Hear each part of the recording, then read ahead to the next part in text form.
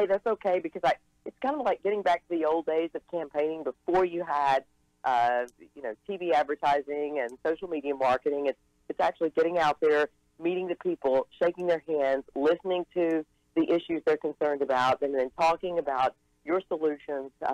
It's tough, but it's been very rewarding. And honestly, I would not take for the experience I've had over the past 8 months, traveling the state and meeting people. Yeah. And I've learned so much about it. I've learned so much about different areas of our state and the specific issues that they're having that our government is not addressing, as well as I've learned a lot about our state business.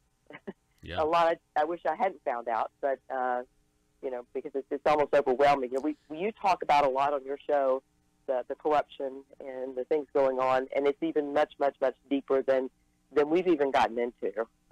So, I've been saying from the beginning, we are in a crisis moment in our state, and we're either going to turn the opposite direction, the people are going to take control, or we're going to continue down this path of excessive spending, excessive taxation, and corruption. That's the bottom line. You guys are also, though, having fun on the campaign trail. I saw where, Reggie, who your Facebook Live videos, which do, obviously really well, he's always driving you. You always make sure to say, hey, I'm not doing a Facebook Live video while driving. But you guys have a good time, because I know, he took a photo while, you were getting a little cat nap, trying to, and that was fun because that got posted on social media. And I'm just like, these guys are out there. You guys are regular people. You're trying to make a difference, and you're having a good time while doing it. And I think that's just so refreshing.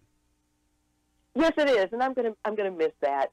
We were talking the other day on the way home from somewhere, and we were laughing, and I said, "Gosh, we have spent so much time together, the four of us, and trying to get across this state every single day, really, in a vehicle, 4 and 5, 6, 8 hours of driving a day, moving from one end of the state together." I said, "What? If we don't win this, when this is over, I'm going to miss you all." Mm-hmm. And they said, well, about once a month we can just get in the truck and drive across the state and talk to people. That would be great. That would be great. Yes. Well, I mean, it wouldn't be great because, we want you to win, Jan. I mean, I think at this point you're the only one. I mean, you're speaking against the corruption. You're the obvious choice, and the fact that you're in this race has made Asa have to take all these conservative positions that he wouldn't have otherwise taken. And I think it's such a good, a positive thing, that in and of itself. But I want to talk about the prime. Go ahead. Well, hang on. It's also go ahead. Well, it's also it's forced Asa to go places he's never gone. Yeah. For example, this weekend, just a couple of days ago, we were up in an area of the state. Let's look at where we were. It's hard to remember from one day to the next. We were up in Marshall, Arkansas, and then another little town that I think they've never seen the governor. And someone with the Republican Party that came up to me and said, "Thank you so much for coming here, because you came here. The governor came here today to speak as well." And she said, the very fact that he showed up in our little town where he's never even acknowledged our existence tells me that he knows he's in trouble. Yeah. No, he is. I think at this point he is. Everything he's doing is kind of indicative of somebody who is very cautious about this election. Now, I want to talk to you about in 2016, Donald Trump. He won the primary here in the state of Arkansas. Ted Cruz came in second, Marco Rubio came in third. Now, in that primary, there were voters who came out who've never participated in the process before. And that, I believe, is why Ace is worried, because if those people, if you have another 2016 and those people who are now kind of on the radar because we know that they voted, if they come out and they vote anti-establishment like they did when they voted for Donald Trump, and for sure we can now say 100% Donald Trump was the anti-establishment candidate, it's going to be a very close race, Jan. Yes, and his people are a little confused. We're having events across the state, Paul, that are not connected with the Republican Party. See, their way of...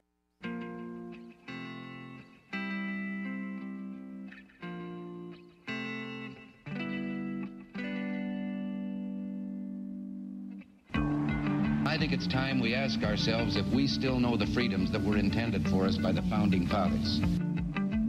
They seem to be in full-scale retreat from spending cuts and are talking about raising people's taxes again. And I have only one thing to say to the tax increasers. Go ahead, make my day. If we lose freedom here, there's no place to escape to. This is the last stand on earth. Those who would trade our freedom for security have embarked on this downward course. Whether we believe in our capacity for self-government or whether we abandon the American Revolution and confess that a little intellectual elite in a far distant capital can plan our lives for us better than we can plan them ourselves. Conduit News Radio with Paul Harrell is on now. All right, ladies and gentlemen, welcome to the program. It is Monday. It is the Monday before the primary elections. We have the whiteboard, I guess it says 2 days to act. Now, technically, if you're keeping count, it should say 1 day to act, but we had a debate among in the studio this morning. Technically, you have all day today to go vote, early voting. And then early voting ends, and tomorrow is the election day. So you got all day tomorrow. So that's 2 days. I mean, it's 6 a.m. It's 6 a.m. So you've got 2 days to vote, 2 days to act, 2 days to stop cap corruption here in the state of Arkansas. Man, let me tell you, what an interesting weekend I had. On Saturday, the Craighead County Republican Committee put on their Lincoln Day dinner, and the majority leader from U.S. Congress, U.S. House of Representatives, Kevin McCarthy, was here. He's a California representative. He gave a speech, but because he was there, it was a big deal. Everybody was there. I mean, everybody was there, from Asa to the Attorney General to Supreme Court candidates were there, and people were. Well, let's just say some people asked me what I was doing there. Some people were like, what are you doing here? Some reporters joked. There were some reporters covering the event, and they were joking. They joked that they were surprised that I was even let in the door. I'm like, hey, I'm just talking about the Republican Party platform. That's all I'm doing. I'm just pointing out where it has not been followed. And matter of fact, pointing out where it's actively being competed against, if you will, the concepts of them, of the platform, like not spending or growing government and that sort of thing, not raising taxes and calling them fees and thinking that the people are going to be okay. As long as you call it a fee, they won't know it's a tax. Anyway, I digress. Folks, we have a huge couple of days to get through. You've got to tell everybody in your sphere of influence to get out there and go vote. This is a big deal. Let's get to the finish line. Let's finish strong, and let's get out there and make your voices heard. I mean, there's a concept called the consent of the governed, right? And right now, I think the government's done a lot of things without my consent, and here's my opportunity to go and say, you don't have my consent to govern this way. You don't have my consent to increase spending by $600 million. You don't have my consent to bend over backwards to keep a socialist health care program alive in Arkansas from a socialist president. You do not have my consent. You just don't. So anyway, we got a great show for you, and I'll tell you about that a little later. But first, I want to get to some developments that happened this weekend. I want to highlight, and we all knew this was going to happen, the desperation was going to come from campaigns across this state because we are in a Republican primary, and everybody's a Republican in Arkansas now, or at least claims to be. And so the Republican primaries, in many ways, are now the de facto general election, right? So whoever wins the Republican primary is likely going to go on and be in that office, especially if you've got Democrats that haven't even, challenged in some instances. So the desperation of Dr. Cole Peck. The desperation of Dr. Cole Peck. For those of you that don't know, this is a House race, a House primary. The incumbent is State Representative Dan Sullivan. This is a portion of Craighead County. And Dan Sullivan has done well. He has stood up to the status quo. He has a very good voting record. And in my opinion, I mean, if you listen to his campaign, he's run a very positive campaign. And Dr. Cole Peck has campaigned on platitudes. And he's tried to, make issues where there are no issues. The Jonesboro Sun reported, I guess, a couple of weeks ago that Kolpeck told the Craighead County Committee that if you support Dan Sullivan or are waving a Dan Sullivan sign, then you're okay with children dying. That didn't go over too well. Matter of fact, when they recognized Kolpeck, nobody applauded, well, except for his table. One guy needed to slow down. I was like, whoa. But yeah, nobody applauded, and people really applauded for Dan Sullivan when they called his name. Except, I don't know if ASO clapped. I'm pretty sure he didn't. But, so here's the thing. The Friday before the election, so this was last Friday, Kolpeck and his campaign dropped a mailer accusing Dan Sullivan and Dan Sullivan's former company of being under investigation for Medicaid fraud. This is a complete and total lie. It is so much a lie that the Attorney General of the state of Arkansas produced a letter saying that there is no investigation. The Medicaid Inspector General produced a letter saying there is no investigation, which prompted the Jonesboro Sun to write this article. Headline: Kolpeck admits mailer contained error. Now, you just leave it up to, you guys be the judge as to whether or not this was an error, a mistake. I think the real mistake's going to be voting for Kolpeck. But, hey, I don't live in District 53. That's up for the people to decide. The subheader here says, incumbent Sullivan believes lie was purposely circulated. Neil Embry has the story here.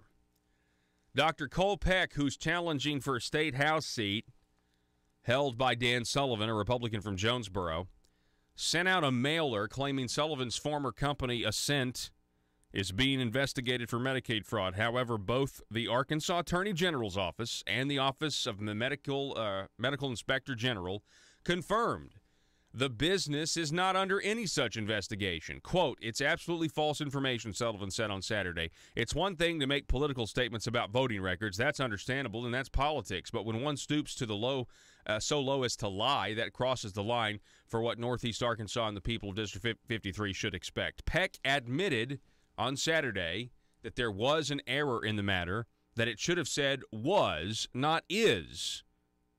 Okay? So Peck's changing his story here. He's saying, "Oh, it's not. They're not under investigation. That they were under investigation." Okay, well, is that true? No, that's not true.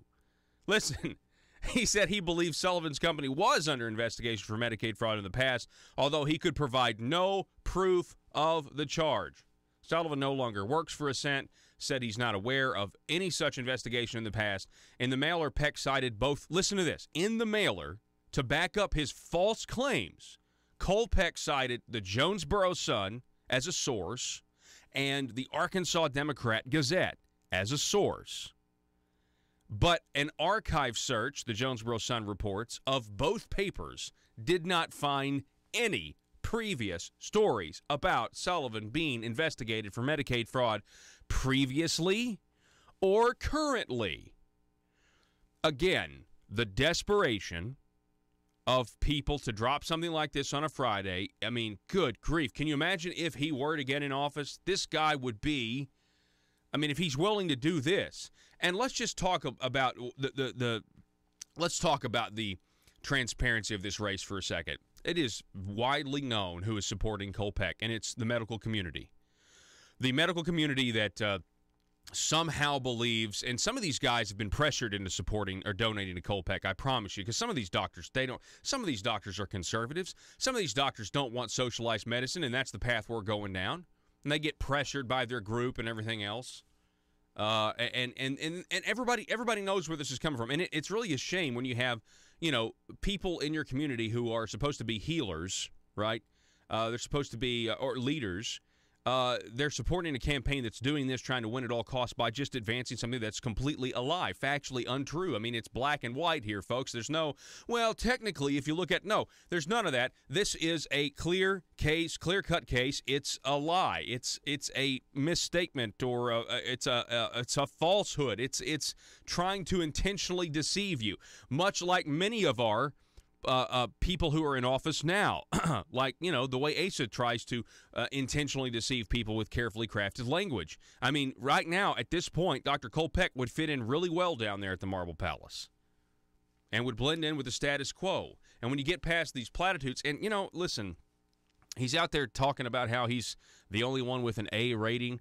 First of all, it's an AQ. You filled out a survey correctly. Good job, Congratulations. But Dan, that's all you need to know, is that Patriots Vac 746 has endorsed Dan Sullivan, and that's, that to me is, as far as in Arkansas, the president for assent on Friday by Bart Dickinson, chief counsel for the Inspector General's office, said there was no investigation, quote, per your request. Hey, do we have these letters? Pull these letters up real quick. I just want you to see how ridiculous this is and how desperate these people are. These people are so desperate. Look at this. This is from the office of the Medicaid Inspector General, dated May 18th. Scrolling down here so I can read this for myself. It just says here, Inspector General, I'm sending this letter to provide written communication that OMIG does not have an open or pending fraud investigation for Ascent Acquisition Corporation. Okay, go to the Attorney General's letter. We got one more here. Yeah, there we go.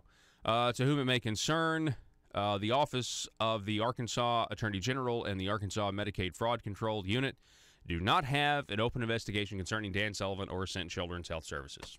Sincerely, Lloyd, whatever his name is. All right, so it's pretty conclusive, right? What an embarrassment. I don't know who wrote that mailer. I don't know who crafted that mailer, but what a joke. What an absolute embarrassment this is. Let's see, what else do we have here? The mailer is an attempt to deflect and deceive, Sullivan said, adding he believes special interests in healthcare who benefit from expansion of Arkansas Works, which Peck supports, are trying to harm his campaign. And that is exactly right. That is what this is about. That's exactly what this is about. And St. Bernard's, let me just tell you, St. Bernard's is a hospital, the rest of the state, if you guys don't know, up here in this neck of the woods. They have a new policy now where if you're not vaccinated, by the way, they're posting this in their clinics. They got a new policy where if you're not vaccinated, they won't see you. I saw this in the they're posting this in some of their clinics. That's interesting. I think we may have forgotten the mission of maybe what they're trying to do. But, of course, there's that whole divide right now. You have people saying, I'm not so sure these vaccinations are good all at once at the same time. Some people don't like them at all. And that's dividing the medical community because, or not the medical community, that's putting a division between people and the medical community. So you have that out there. But, hey, what's interesting with all this is it just shows you that, once a government program gets implemented, people get dependent on it. Our healthcare providers have gotten dependent on it. And now they really, really need it, and they're trying to back candidates at all costs. And they're trying to get some control here that they don't have. And here's what you need to know, okay? So Senator Paul Bookout, he was a Democrat, and he had to resign because of an ethics complaint and everything else, and he was spending money wrongly and whatever, so he had to resign. Well, and then he had to be let go from St. Bernard's. You see, he was a senator and also working for St. Bernard's as like a marketing person or something, right? And so he was working for like one of the biggest healthcare interests in the state of Arkansas, and he was a state senator. And ever since he resigned, the healthcare community has wanted their influence back, and they're upset that they don't have it. This is my speculation. This is just an observation. Someone who is born and raised in this part of the state, and that's what's happening here. And if you go look at the financials and the contributions, that's exactly what's happening. And it's a real shame. It is a real shame that we have people who are supporting a campaign that's being caught and out black and white lies, not just from a conservative talk radio host. By the way, Kolpeck's welcome to come on the program, although we've only got 2 days left, and I've asked him to come on. He won't come on. But the Jonesboro Sun is doing the right thing here by saying, hey, look, this is wrong. This is an error. Something is very, very wrong here. And this is, they want their readers and the people of the district to at least know, hey, that's a lie. And, facts, we don't want somebody to tell a lie and get elected based off of a lie. But you know what? If we're going to just throw accusations out there, I have accusations for Cole Peck, but they're true. So what I would say is this. I wonder if Dr. Cole Peck has ever had somebody from, that works, that his higher-ups as a doctor, because he's a medical doctor. I wonder if he's ever had his bosses come to him and say, we've had complaints that you're soliciting votes while seeing your patients. And I wonder if that's ever happened. I wonder if there's any patients out there who have said something that while they were seeing their doctor, they were told to also go vote for him or urged to go vote for him, making it a very awkward situation. I wonder if that's ever happened and he's had to say, hey, you can't do that. There's a little thing called ethics. So if we're gonna throw things out there, why don't we throw that one out there and we actually have the sources to back it up? We've got to take a break. This is Conduit News Radio. Back in a moment.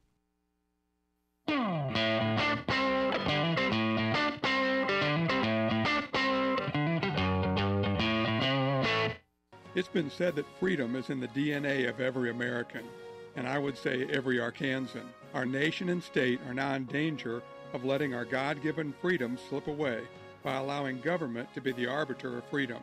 I agree with President Ronald Reagan, who said, and I quote, "In this present crisis, government is not the solution to our problem. Government is the problem," end quote. Government is too large, too overreaching, and too corrupt. President Reagan also said, and I quote, "The most terrifying words in the English language are, 'I'm from the government and I'm here to help,' end quote. This race is about voting for the candidate who best represents your interest, your family, and your future. For the last 2 terms in office, I've kept my promises to you, and I ask for your help to continue to represent our joint values of faith, family, and a protected future. I'm State Representative Dan Sullivan, and the choice is clear. I ask for your vote to continue our stand for freedom. Early voting is underway, and the election is May 22nd. Paid for by Sullivan for Arkansas.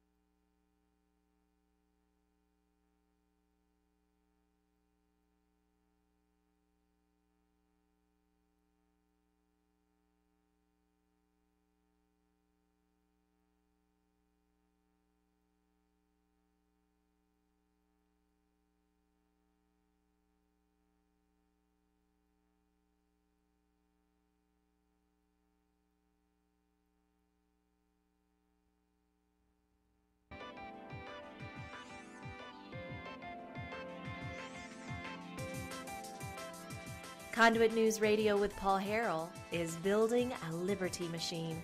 Find out more at conduitnews.com. All right, so coming up in the next long segment, we will be going over this new article, a couple of new articles over at conduitforaction.org, so check them out if you want to get a head start. On the back of an Arkansas license plate, or not the back of an Arkansas license plate, but on the license plate, the Arkansas license plate, right, it's the natural state. It used to say the land of opportunity. For a long time, I wanted it to say the Medicaid state or the welfare state, because that's what we're becoming. This headline from Conduit for Action, ASA and the corruption state. We'll get to it here in a minute. I'm not ready for it yet, Joe, but ASA and the corruption state is maybe the best, most comprehensive article to date. over at conduitforaction.org. Go check it out now and get ready to vote. Get ready to make your voice heard. I would just tell you that the feeling in the room on Saturday was one of division. It was very, I was, to me, as I was looking at the governor, because I could see him from the table I was at, I could see him, and, I wasn't, stalking the guy or anything. I was just occasionally, and he seemed just kind of phoned in, just kind of very, very level. Gene McVeigh on the Facebook page just wrote, Asa is on life support and career politicians are flocking to his hospital room. Ouch. Ouch. Yeah, I'm not, look, I don't know what's going to happen on Tuesday night, but I'm telling you right now, I am seeing Jan Morgan for governor signs where I live in places and from households that you don't ever see any political signs. I'm seeing them from really people who are on all ends of the socioeconomic spectrum as well. I saw one the other day. I was driving down a road, and it was in the front yard of a very, very nice home on a very large piece of property, and there was a Jan Morgan for governor sign in their yard. And I thought, I've never seen that before. I've never seen this level of engagement in a Republican primary from people. And I'll tell you, the Jan Morgan folks are passionate. I mean, she had a rally. She had a bikers rally down there in Hot Springs yesterday and was Facebook Live in it, and had all kinds of people listening. And it was you can feel something. Is what I'm saying. I don't know how it's going to come down. I'm just telling you, there seems to be a very just a whole lot of energy from the Morgan campaign. Let me just say that, a whole lot of energy going on right now. So we shall see. We shall see. I think people are ready for a change. I think they recognize the corruption that's going on, and they're just flat out sick and tired of it. Just sick and tired of it. I mean, you just got to look. If the Donald Trump supporters who came out and voted the very first time, they came out and voted the very first time in 2016 in the primary there, when Donald Trump came to Arkansas and won the primary, and Ted Cruz came in second. If those people get back out and vote, ladies and gentlemen, this governor's race is going to be a whole lot closer than people think. There's only been one public poll conducted of 600 people. And I promise you, Asa's had to spend $1 million so far. He's saturating the airwaves. They've got the money. They got $3 million. They got the money to do an endless amount of polling. And you would think if they had positive results, they would be releasing them left and right. No pun intended there, left and right. Well, that would be left Asa and right Jan, correct? They've got Conduit News that is on multiple stations across the state. It's pretty much an attack machine on what I'm trying to accomplish in this state, and their message is getting out, and no one else's message is getting through. It's Conduit News Radio with Paul Harrell. Doing things is just, the Republican Party is king of, this is where you put all of your guts. You just go speak to the committee. You make sure you have the Republican Party, the establishment of the party, in your hands, and that's all you have to worry about. Well, my presence in this race, from the very beginning, the establishment side of the party has been cutting me out, and that's because Asa and his people pressured them to not let me speak. So we immediately, conservatives in areas all over the state, who aren't even active members of the Republican Party, because they are sick and tired of the politics and the establishment positions on issues. So they started having their own events. Jan Morgan, just come to our city, we'll have a Jan Morgan for Governor event. And so his people were saying, well, who invited y'all here? Who's sponsoring those events? And we're saying, real people, just people. They don't know what to do about that. They don't know how to address that. They don't know what to do about a candidate who's not reliant on the establishment Republican Party acceptance to gain votes and to gain opportunities to speak. And now, the establishment of the party in many pockets has had to allow us to speak at their committee meetings. And they may sit there with their arms folded and grimaces on their faces, as I'm speaking, but they know I'm telling the truth. Wow. Yeah, that's a really good point. I actually hadn't thought of that. What you're saying there is the fact that ASA tried to control the county committees and get you disinvited or put pressure to have you disinvited, that actually got your message out to more people because then they had their own events. I mean, that actually is, right. They're kind of the cause of their own demise in that case. Exactly. Wow. Yes, exactly. And that makes people angry. The more they try to shut me out, the more angry the populace becomes. So it seems like almost everything that he and his people have done, their attacks on me, the personal attacks, the calling me Jezebel, the calling me a spirit, everything that they've done has actually backfired and helped me more than hurt me. And really, honestly, Paul, what else are they going to say about me? She's conservative. She's too conservative. I mean, what can they attack me on? Yeah. It's just not there. And there was a bogus attack on you last week that went out on Twitter by a spouse of a government or ACE's employee, and that.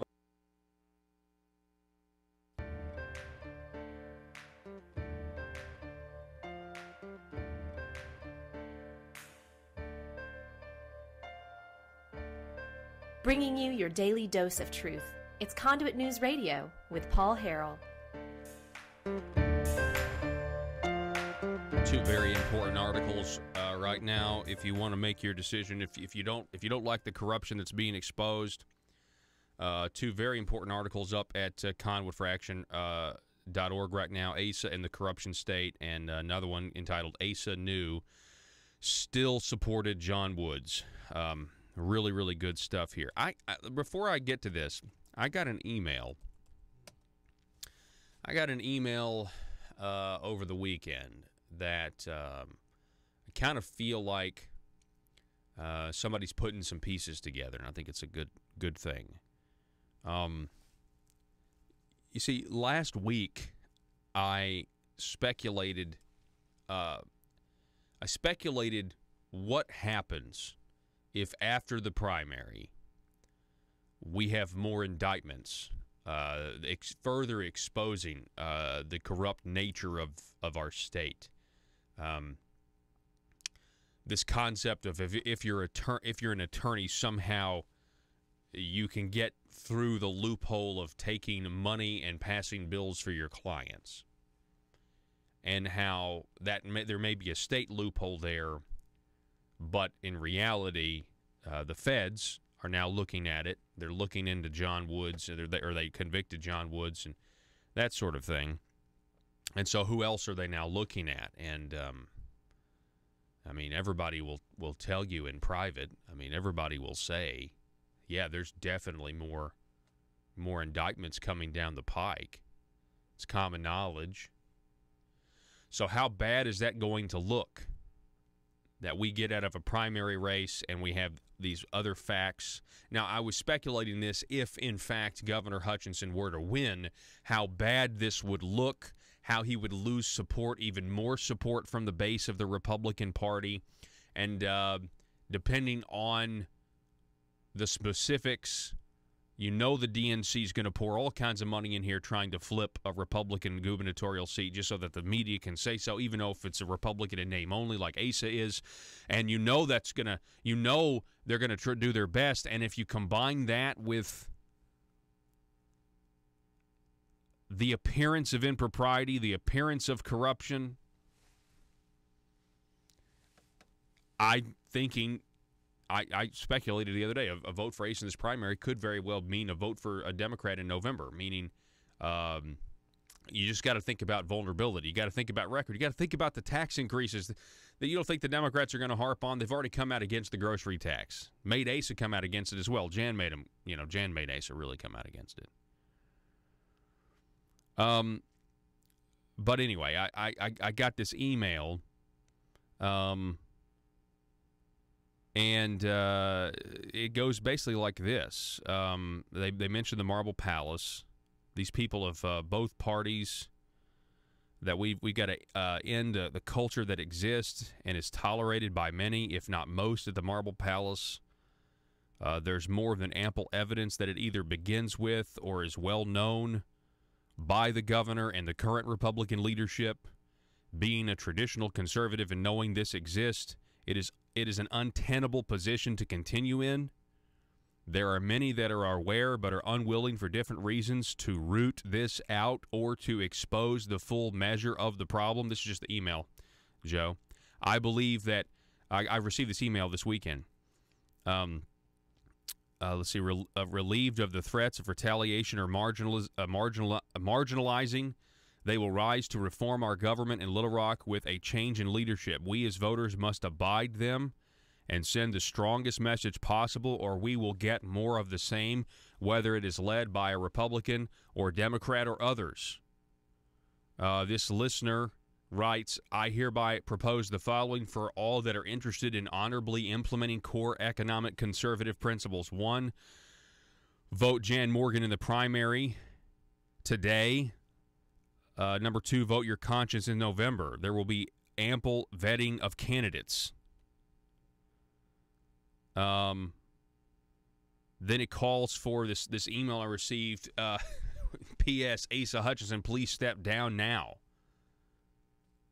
And it mentions a bunch of stuff.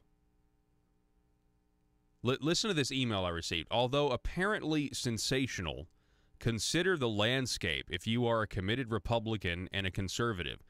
The Hutchinsons, Asa, Jeremy, and other relatives and associates may likely be exposed for some or much involvement in the various investigations of corruption in the state. It may also be possible that an additional number of Democrats and Republican officials will be involved.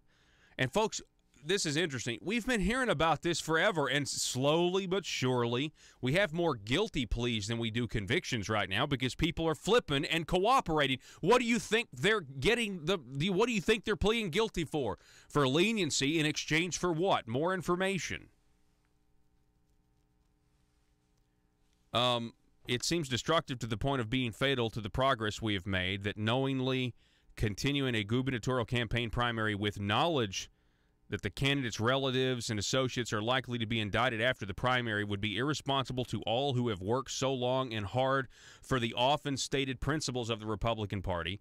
Rather than take the party down in November, this person saying that, shouldn't the governor just drop out of the race? Now, obviously, that's not going to happen, but I just thought this email was pretty interesting.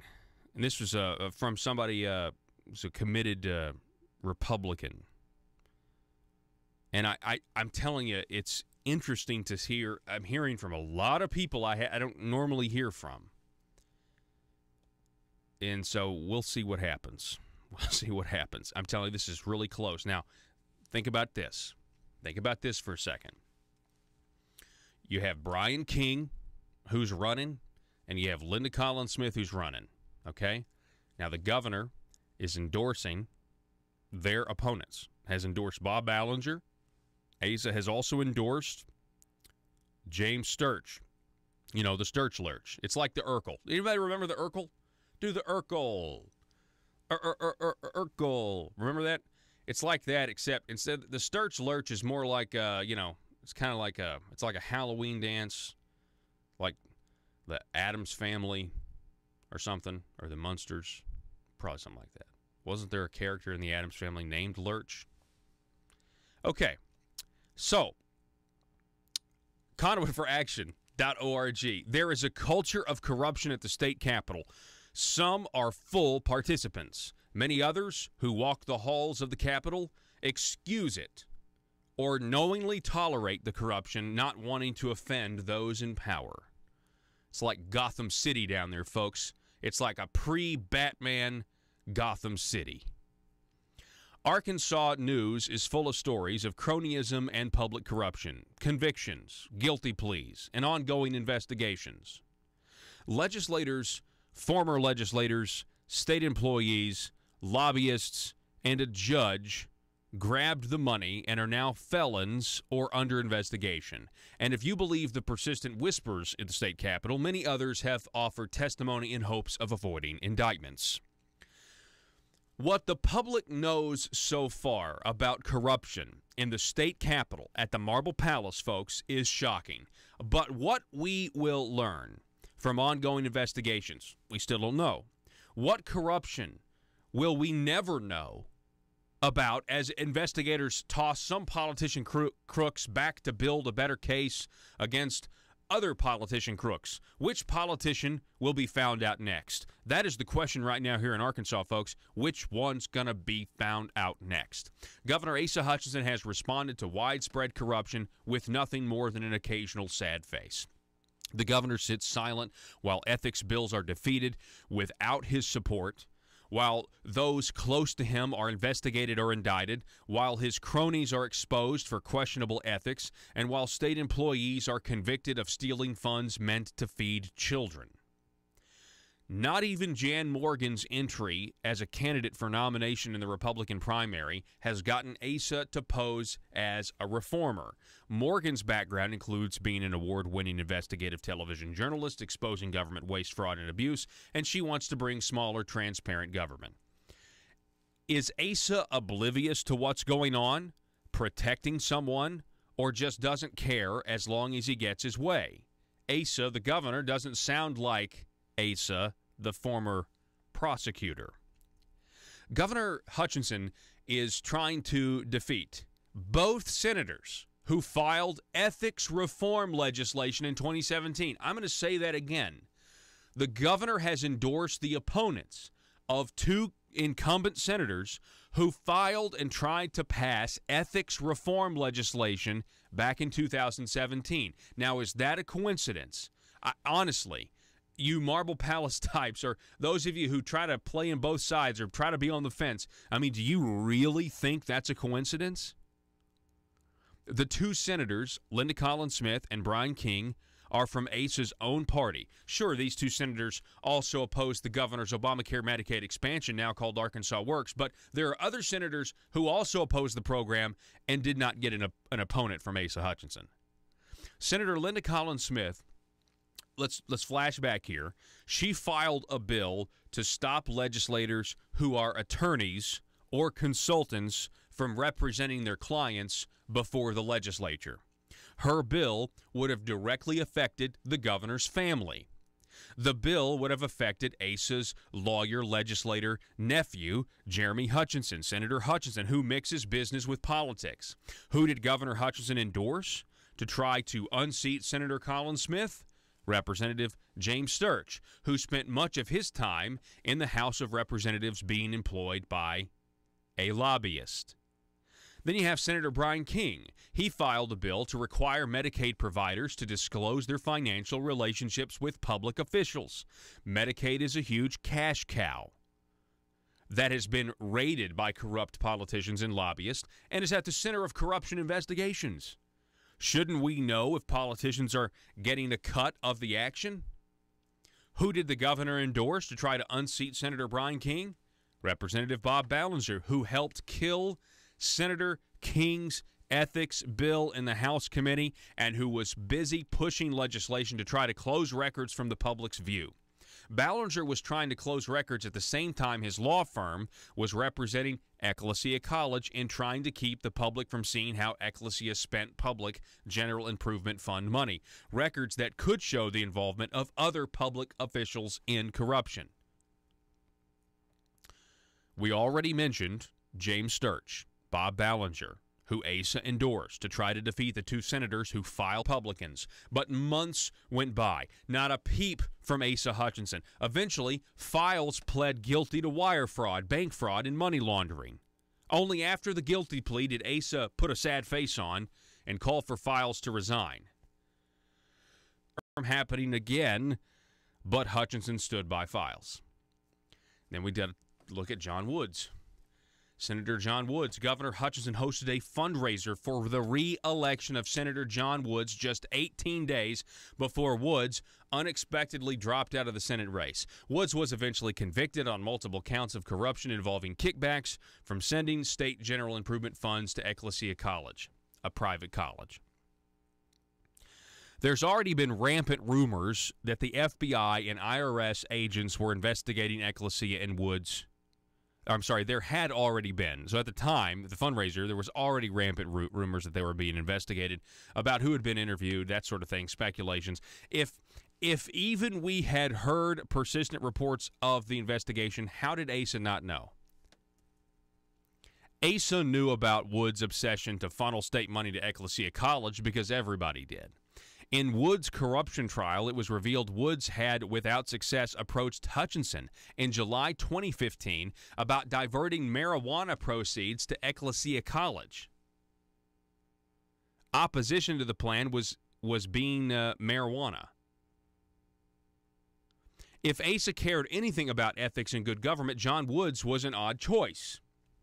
Woods was the architect of a constitutional amendment sold as an ethics amendment, but was a Trojan horse. The amendment made it harder for people to pass ethics legislation, claimed to establish term limits when it weakened them, and set up a system to get big raises for Woods, Asa, and other politicians.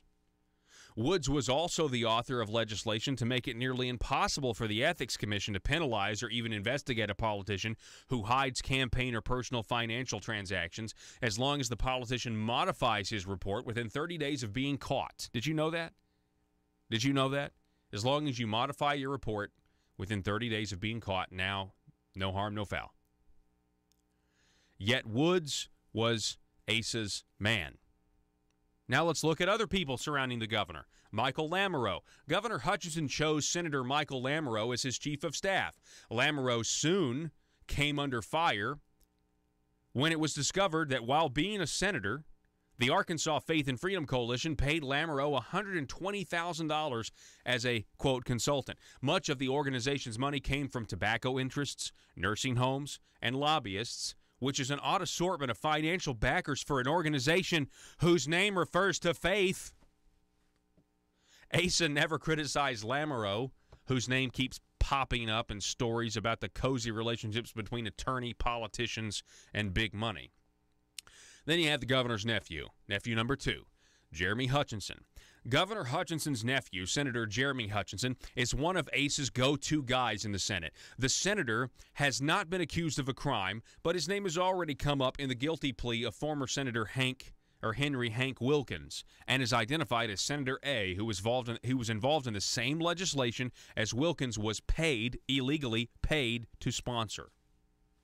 Senator Hutchinson's actions as a legislator are blurred with his actions as an attorney/consultant. He was one of the reasons Senator Linda Collins Smith filed her bill to keep attorneys from representing clients before the legislature. And when she ran the bill on the Senate floor, Hutchinson stood up and was challenging her on it. And I was there. I remember it. Now, there's no record of it because they don't record their sessions and stream them online. They also don't use their microphones properly. So even, anyway, that's a whole other issue. Businesses allowed to benefit from corruption. Ecclesia College. Ecclesia College, whose president pled guilty in the kickback scheme with former Senator John Woods and Micah Neal, received $700,000 in General Improvement Fund grants. Where did the money go? We don't know. Governor Hutchinson has failed to insist that the required audit be done on how our money was spent. Our question is, would others be implicated in the scheme if the audit was done as required? Preferred Family Health Care. They received a huge Medicaid contract from the state thanks to its president bribing legislators. We know this because of the guilty plea of Senator Henry Hank Wilkins.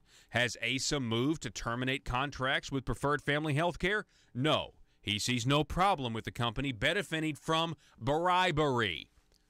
Verifiable bribery. His Department of Human Services says it's all better now since Preferred Family Health Care has a new president. No, I'm sorry, it's not all better. What about jobs for legislators? There is at least the appearance of impropriety by the governor when he gives a job to a legislator who has voted for ACE's programs, especially when ACE creates a job to give to the legislature, which he did with, who was that, the new Medicaid position. I can't remember it right now. Anyway, going on. Governor Hutchinson has rewarded some supporters in the legislature with a job. He doesn't even wait until the legislator's term is over to offer the job. He gets them a job, and they quickly resign to make more money, leaving a vacancy in the office. Here it is. Representative Kelly Link ditched the people of House District 99 to take a high-paying job in DHS created for him by ASA. Representative Bill Gossage dumped the people of House District 82 to take a position created for him by ASA in ASA's own office. If Asa wins re-election, but his candidates Representative Sturch and Ballinger lose, how long do you think it will be before Asa rewards them for running against conservative legislators by giving them a state job? If Governor Hutchinson is also being sued by a former state employee who claims he was fired because he would not hire an unqualified person wanted by the governor, the implication being that giving the job to a specific person was a favor to some donor. ASA denies any involvement in the incident. We only mention it here because the positions ASA filled with legislators were positions that were set aside for specific individuals and not open to the public based on merit and qualifications. It was just a fix. Fix was in. This article goes on, and we've got to take a break. I'm going to finish it up when we come back. Don't go anywhere, folks. Back in a minute. With public corruption and scandals in the news daily, Arkansans need someone with honesty and integrity in the state Senate. Mark Johnson is that man. Mark Johnson isn't a politician. He's a fifth-generation Arkansan and a successful small business owner. Mark Johnson will make ethics a priority and demand swift punishment for those who violate the public trust. Mark Johnson is pro-life and supports the Second Amendment. In the Republican primary, vote Mark Johnson for the state Senate. Paid for by Mark Johnson for Arkansas. Buy, sell, and trade at Triple R Pawn in Ash Flat. Firearms, computers, sporting goods, musical instruments, tools, jewelry, and everything else you can think of. It's all at Triple R Pawn at the Light in Ash Flat. Gun enthusiasts, log on now to triplrpawn.com and browse their amazing inventory. That's triplrpawn.com. You can also call them at 870-994-PAWN. That's 870-994-7296. Let the great team at Triple R Pawn help you find what you're looking for. That's Triple R Pawn at the Light in Ash Flat, triplrpawn.com, or call 870-994-PAWN. Arkansans need a true judicial conservative on the Supreme Court. David Sterling is that man. Sterling believes in the separation of powers in our government, and he will interpret the Constitution based on the original intent of the Founding Fathers. A member of the NRA and the Christian Legal Society, Sterling will serve Arkansans with honor and integrity as our next Supreme Court Justice. On May 22nd, vote David Sterling. Paid for by Friends of David Sterling.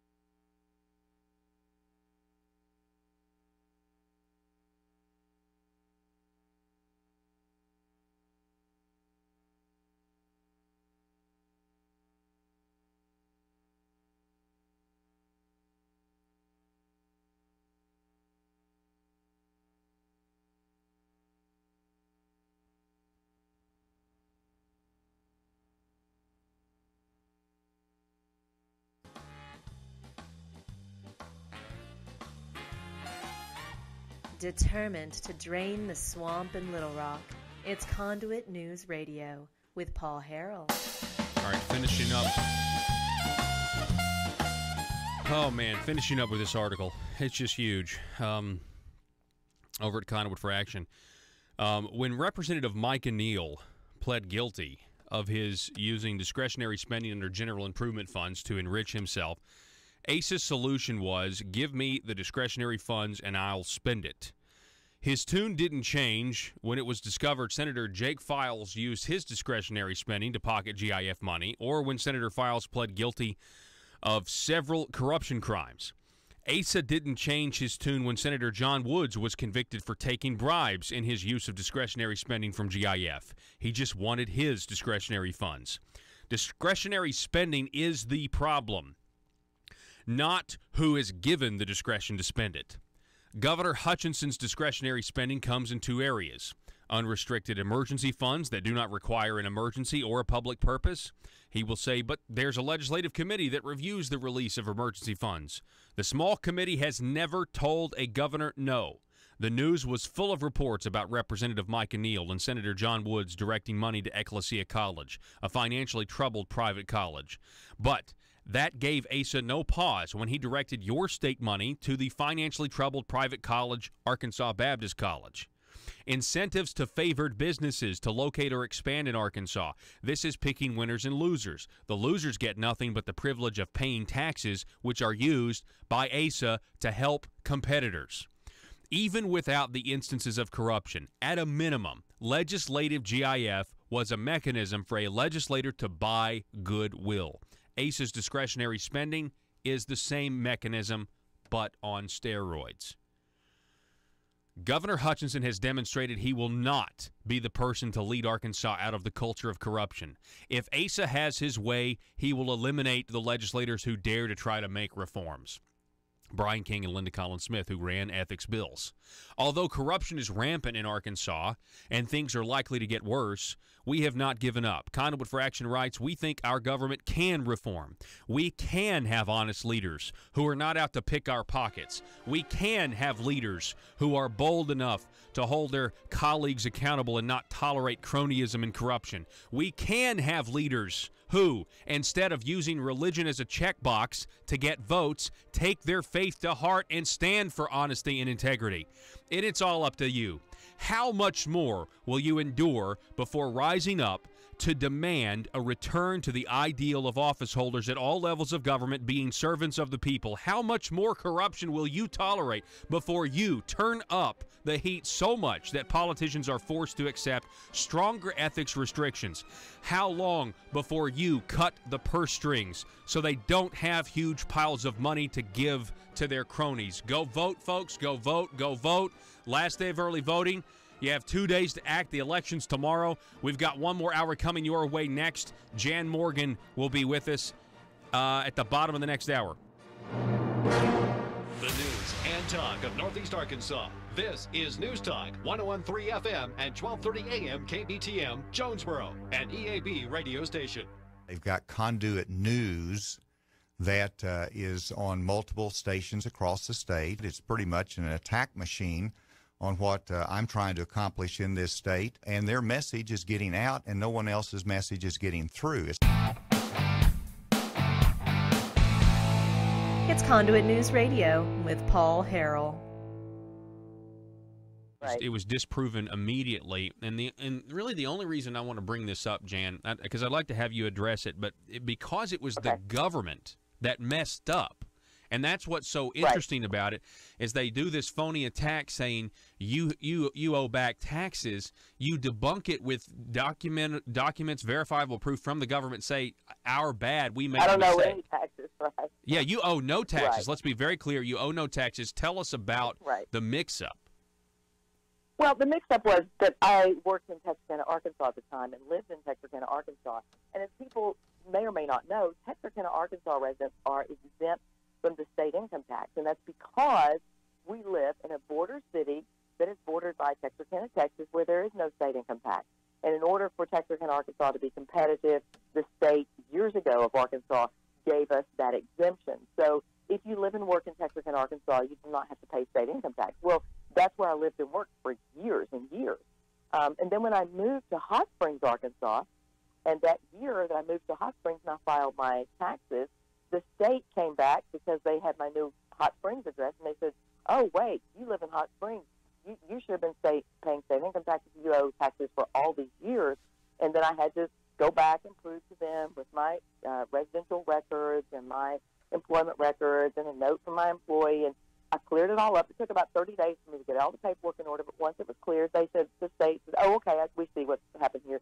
I guess their computer system messed up and just kicked that out, and it was fixed. I didn't have to pay them all that $7,000 because I didn't owe it. I never owed it. It was a mistake on their part. So that was clear, and it was over with.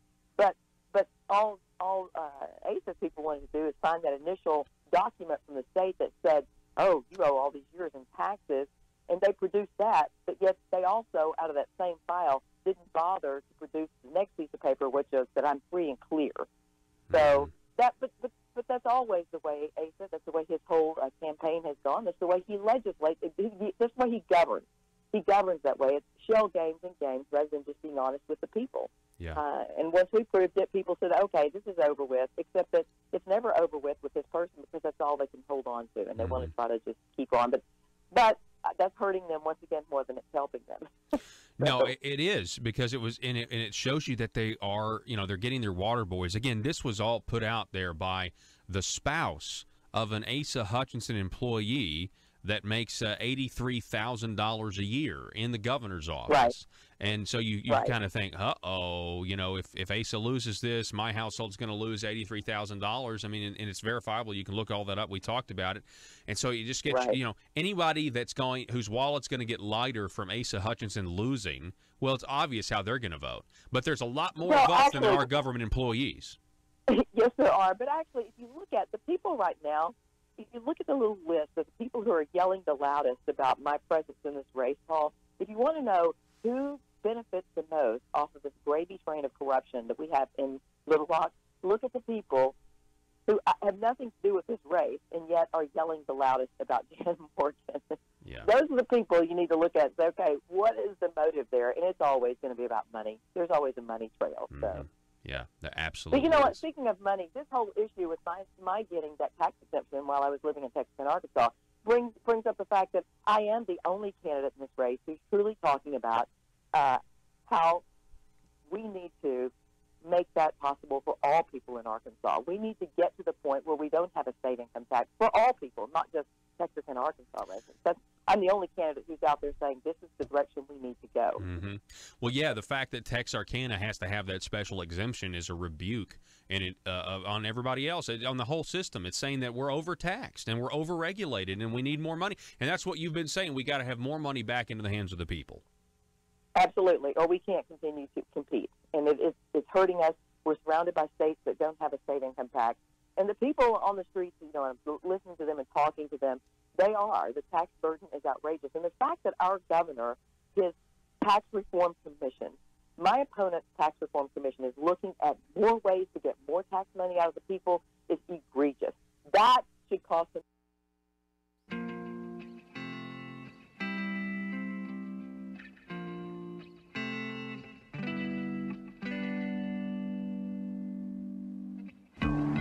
I think it's time we ask ourselves if we still know the freedoms that were intended for us by the Founding Fathers. They seem to be in full-scale retreat from spending cuts and are talking about raising people's taxes again. And I have only one thing to say to the tax increasers. Go ahead, make my day. If we lose freedom here, there's no place to escape to. This is the last stand on earth. Those who would trade our freedom for security have embarked on this downward course.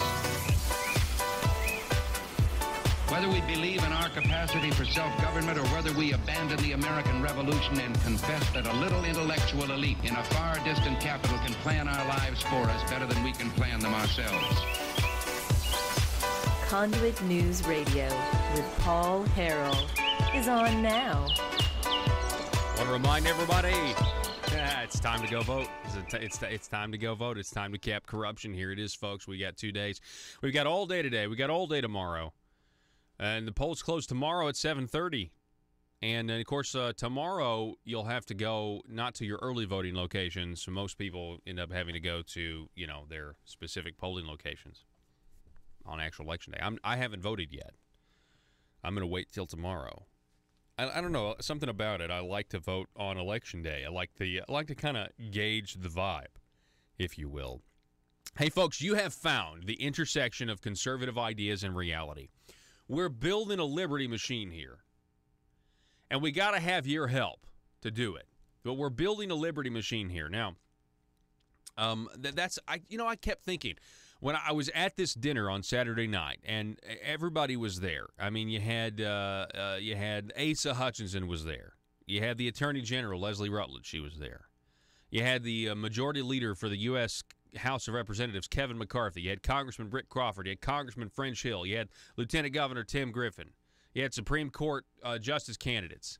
You had Secretary of State, Secretary of State candidates there. I mean, everybody was there. I mean, I don't know, there was a lot of establishment there, yeah. And I don't know, I was just thinking to myself as I was listening to it, and there were some good parts, and there were some good elements. Don't misunderstand me. It was a fantastic dinner. Kudos to Craighead County. I mean, they did it really, really well. They did it really well. I just kept thinking about this phrase, though, the whole time. The intersection of conservative ideas and reality. I was focusing on the reality, And I know what I know. I know so much that I wish I didn't know. I really do. I wish I didn't know what I know. Trust me. The reality is that the state of Arkansas, as we just detailed in that first hour, the reality is there's a culture of corruption in the state of Arkansas. And we have a governor who has not done anything to try to reform it or speak out against it because it's a lot of people who he depends on their votes that are getting pinched here. We have a governor who's asking to be your governor for 4 more years. And he is campaigning with very slick Washington, D.C. style ads. Very slick. He has saturated the airwaves to the point where people are sick of hearing the ads, number one. Number two, I understand that Jan Morgan does have an ad that is airing, obviously not as frequently as Asa, but I understand she does have an ad that is airing, and I think many people are to the point where when they see that, they're like, oh, thank goodness. It's not an Asa ad. That's not a good thing, because I think you'll get people that'll go out and vote for a Jan just because it's like, I'm so sick of these ads. Especially that Second Amendment one. That Second Amendment one is just so misleading. So misleading. The phone number again, 870-275-9799. You can call or text that number, 870-275-9799. Here, over at Conduit for Action, we just covered probably one of the best articles that you can read today. And that's the one that talks about the corruption state, right? Asa and the corruption state. Go ahead and put it on the license plate, right? And the very end of it, we went over the whole thing, and you need to check it out. The end of it says, are you going to be like the so many who walk the halls of the state capitol and turn a blind eye to cronyism and corruption in Arkansas? Or are we going to get out, and are we going to go vote, and we're going to attempt to say, you know what? This is the consent of the governed. Now, however it falls, that's how it falls. But the consent of the governed, I don't think we have people that are actually implementing the ideas they campaign on as Republicans. Do you think they're implementing those ideas, or do you think there's a force trying to stop them? I mean, that's, to me, that's a question I think we should honestly ask ourselves. There are massive Republican majorities down there. The Democrat Party has no sway, supposedly, although people in some circles tell me that if you really want to know who controls things. But on paper, we've got more red shirts than blue shirts. on paper. So the Democrats shouldn't even be a factor. So the question is, do you think conservative policies are being implemented, or do you think they're spending most of their time growing government and then trying to make up excuses that we'll believe as to why they had to grow government and they just couldn't shrink it? What do you think? What do you think? Folks, the Jan Morgan campaign is enthused. I mean, they are alive, alert, awake, and enthusiastic. A lot of people who are going to vote for Asa are going to vote for Asa because maybe they're state employees. Maybe they're told somebody saying state employees are being highly encouraged and motivated to vote for Asa. I think there's some state employees though. I think some state employees though are conservatives, and they do a good job, and they want a government that reflects their views. I think you have other people that get the big paying jobs, or they have family members that have those big paying jobs. Yeah, they're going to turn out and vote for Asa. Or you're going to have people that have been put on boards and commissions. Hey, Asa put some people on boards and commissions so that they wouldn't support certain legislative candidates that he opposes. Did you know that those are the kind of things that are happening? I know that's what's happening. Again, there's a lot that I know. I just wish I didn't know.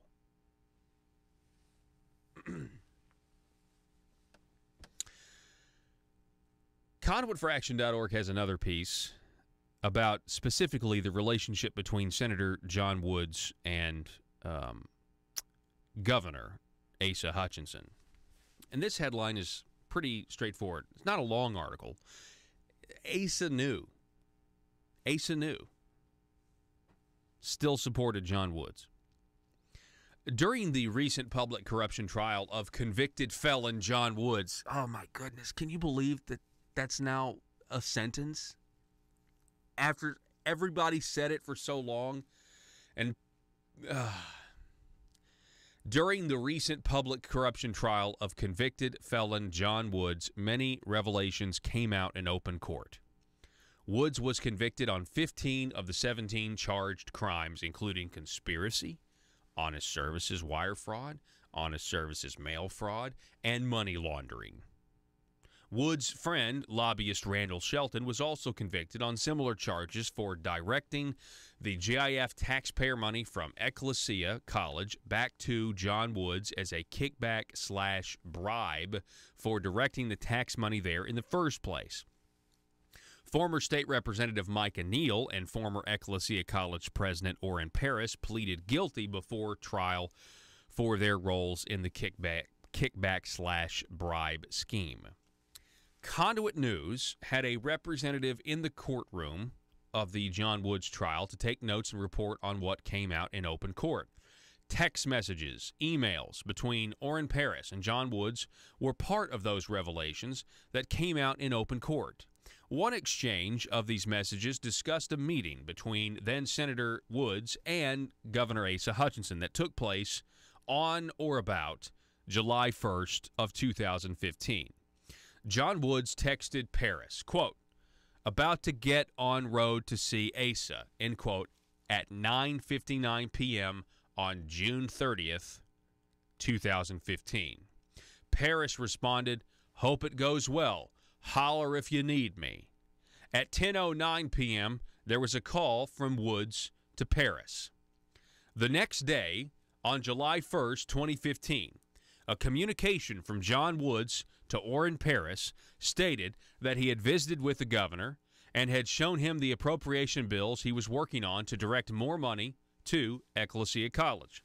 Woods' message states that Asa was not interested in using money under his control as part of what Woods was doing. Woods stated in the message to Paris that Asa's then Chief of Staff Michael Lamoureux had told him that the governor would help and that he had been duped by Lamoureux. Quote, "duped," end quote, by Lamoureux. As a senator, Michael Lamoureux had directed $100,000 of his GIF money to Ecclesia College at the direction of Senator Woods, according to trial testimony, and you have GIF grant records that back all of this up. John Woods also stated that Asa thought Paris, the college president here, was a good guy, and he liked him, and that it was nothing personal against Paris.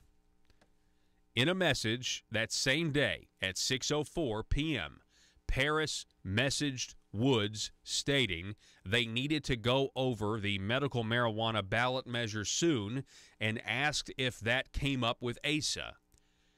As was revealed in open court, this medical marijuana ballot measure was a scheme to legalize medical marijuana, tax it, and funnel part of those tax proceeds to Ecclesia College. Again, Ecclesia is the Greek word for church. In response to Paris's inquiry, Woods says that Asa told him he wanted nothing to do with medical marijuana, but that he had discussed the idea of funneling medical marijuana tax money to Ecclesia College. Woods then states that Asa mentioned that he didn't think Orrin Paris would ever go for the idea. Woods states he told Asa that Paris was fine with it. Paris responded that he was against medical marijuana, but that if it passed, he would accept tax dollars generated from selling it.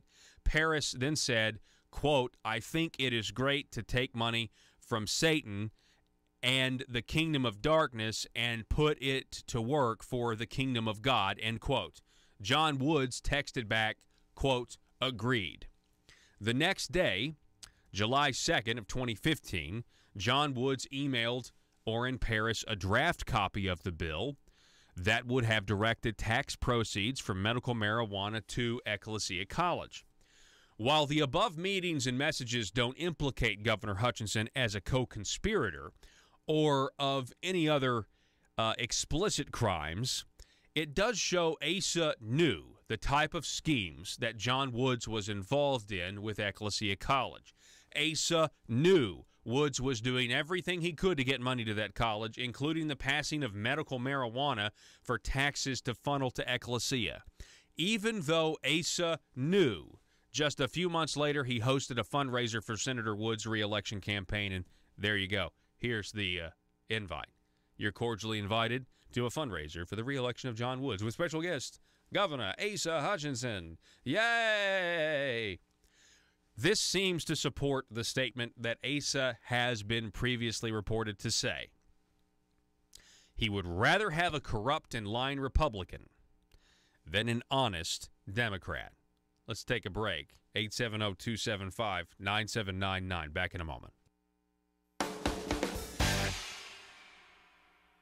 Hello, this is Frank Glidewell, and I'm asking for your vote for State Senate. I've lived in Sebastian County all my life. I've had the privilege of serving as Justice of the Peace, County Judge, and State Representative. I've always done so with honesty and integrity. I've owned a small business for 30 years. We've got a major problem in Arkansas with the corrupt politicians. I have no special interest supporting my campaign. I am the only Republican candidate in my race who has not voted for Obamacare. That is taking hundreds of millions of dollars a year away from our schools, roads, and law enforcement. Paid for by Frank Glidewell.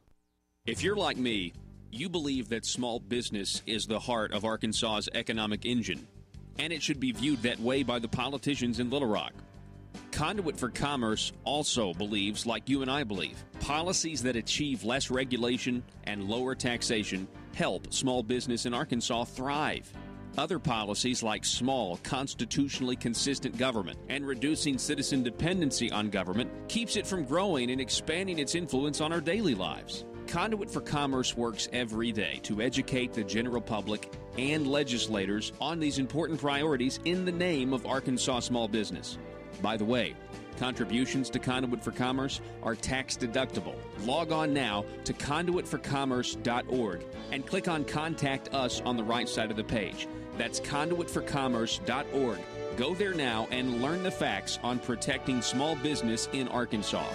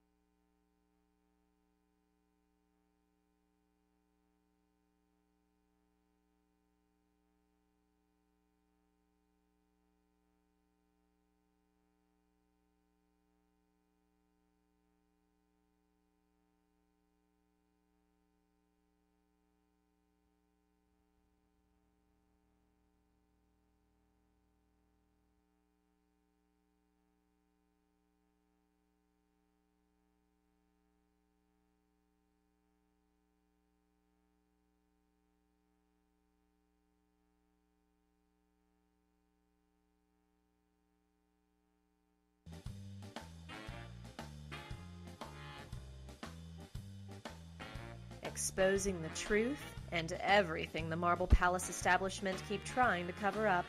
It's Conduit News Radio with Paul Harrell.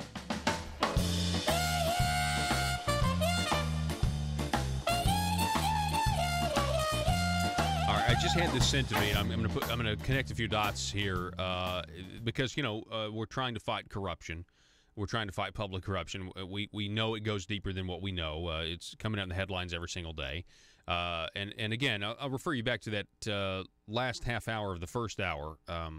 We have no idea how many people have given testimony to the feds that are incriminating to themselves, just hoping not to be indicted and hoping the feds move on to the next person that they're giving up. We have no idea. But here's a headline here. You want to know what unchecked corruption looks like? Headline: 36 Mexico slayings leave parties without candidates. That's right, in Mexico. Yeah, it's a pretty violent place, right? This election season, this is from the Washington Post, Kevin CF. This election season has been the most violent in Mexico's recent history, with 36 candidates killed since September and dozens of other politicians and campaign officials slaughtered. That is crazy. That is absolutely nuts. That is nuts. If you're just a candidate. Like, I'm a candidate. You might as well just go ahead and, sign your death warrant, man. Criminal groups are using violence to try to influence candidates, analysts say, and establish their power over local and state politics. This is crazy.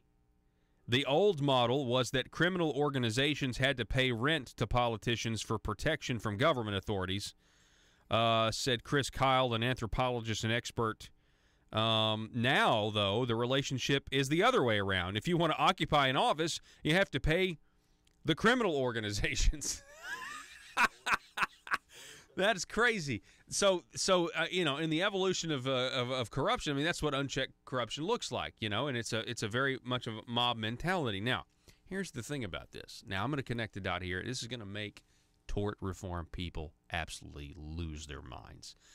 Those of you who support the bad tort reform on the ballot, this is going to make you lose your mind. But on Saturday night, I had a few people come up to me that actually wanted to meet me and thank me for what I do on this program. And they told me, they said, here's the thing about the tort reform, is if you make it pretty much impossible to get justice in a courtroom and, the legislator can set rules of evidence and you put a cap on human life, you're essentially putting up a scenario where you're going to end up promoting vigilante justice and not really know that you're doing it. Think about it. Think about it. If you are actually wronged and there's nothing else you can do, and let's say the special interest, put something in a bill that says the jury can't consider the evidence, and what are you left with? What are you left with? Now, now some people, this would not be the Christian thing to do, but let's assume that we are.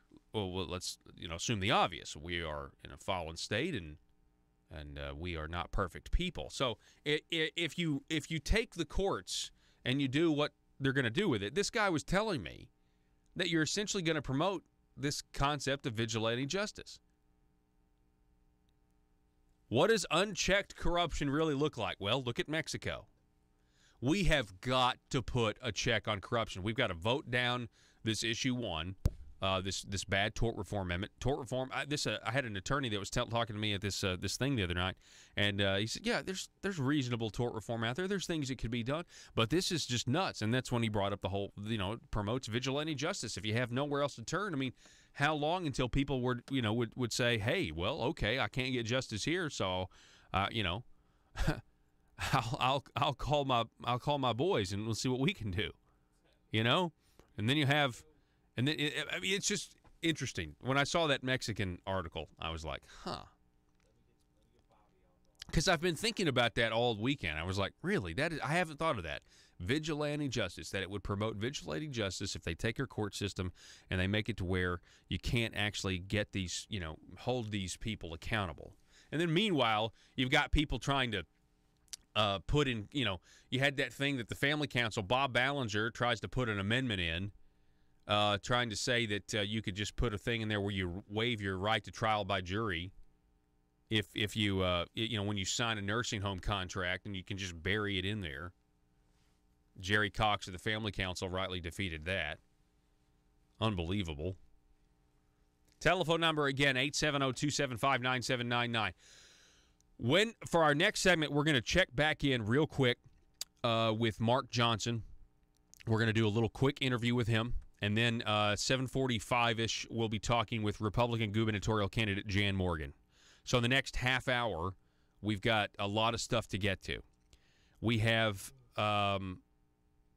folks, I don't know, I don't know if you are sensing what I'm sensing, but I think this governor's race is going to be close. I think they all know it's going to be close. And we've got to get to the finish line here. You've got to call everyone in your sphere of influence and get them out to go vote. Get them out to go vote and tell them what the issues are. Tell them what the issues are. And you know what the liberal media is not saying at all? I know there's a Democrat woman who's running, but I don't think she's going to win. Jan Morgan has a chance at winning the primary, and obviously because we're such a Republican state, she's got a chance to win in the November election. And you know what the media doesn't say at all? There's no talk of the first female governor. None. Not at all. Zero. Zip. And I think that's because there may be a lot of women, if you're a Republican woman, that would say, hey, yeah, why not vote for the conservative and make history? You don't hear that anywhere. Joe, you were going to say something? We got 30. We got it. And if Asa loses, do you know whose fault it is? No. The Russians. Yeah, that's true. That's great. They're going back after the Russians. Well, the Russians, they were so successful in 2016 that now they're deciding to focus on, individual states. So that's an astute observation. All right, we got half an hour left. It's good morning, folks. This is Conduit News Radio. I'm Paul Harrell. Back in a moment.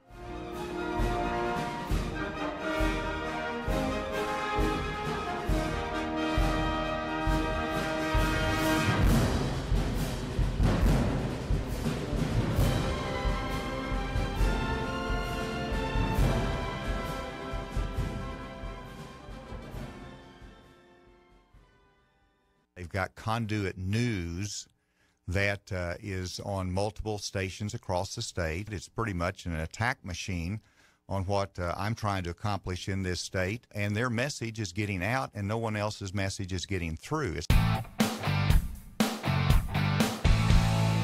It's Conduit News Radio with Paul Harrell.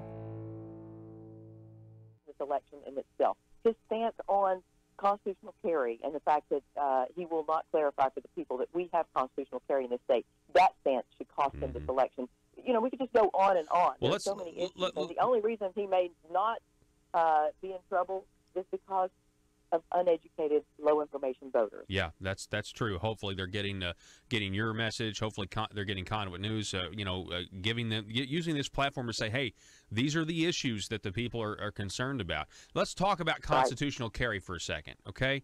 Okay. All right. Because this is a really good, I want to use this as an example of people who get new information and then they're able to change their minds based on what the facts are. And so with constitutional carry, there was a time where you subscribed to the concept that you had to have a permit to carry concealed. To carry a gun in Arkansas, right? To carry concealed. And the reason I thought that, Paul, is because I was in the process of becoming an Arkansas State Police concealed handgun license instructor. I was taking the classes, and at that time, I was new to Hot Springs, and that's what we were being taught. Arkansas State Police were teaching instructors, you have to have a license to conceal carry. And according to Justin McDaniel, who was the Attorney General back then, that was his position, okay? So I was simply saying, look, this is what, and that's what I said. That's what I said on the internet. That's what I said on social media. According to our Attorney General and according to Arkansas State Police, you have to have a license to conceal carry. That was a fact that I was being taught by state police. So, that's what I was simply telling the people based on what, we were, who would have thought that state police would be misleading instructors in this state? And who would have thought that your Attorney General at that time would misrepresent the truth to the people? So I was simply saying what we were being told. Mm-hmm. Since then, I got an education thanks to that Patriots Act 746. They said, hey, Dan, have you read the Arkansas Constitution, Article 2 of the Arkansas Constitution?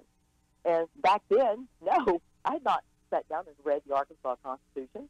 I was, inundated with paperwork and learning what I had to learn to teach those classes. So I did, and once I learned, I said, oh, so you mean state police are misleading the people? They're misleading instructors in this state, concealed handgun licensed instructors. So is our Attorney General. And that's when I started getting involved in the fight locally. I have always believed in and supported The intersection of conservative ideas and reality. Conduit News Radio with Paul Harrell.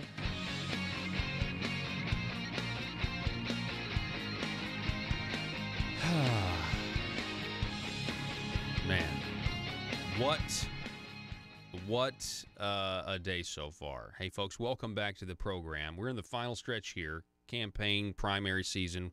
Welcome back to the program. We've got Republican Mark Johnson on the phone. He is running for the open seat, District 15. Mark, how you doing? Did you survive the wet weather yesterday?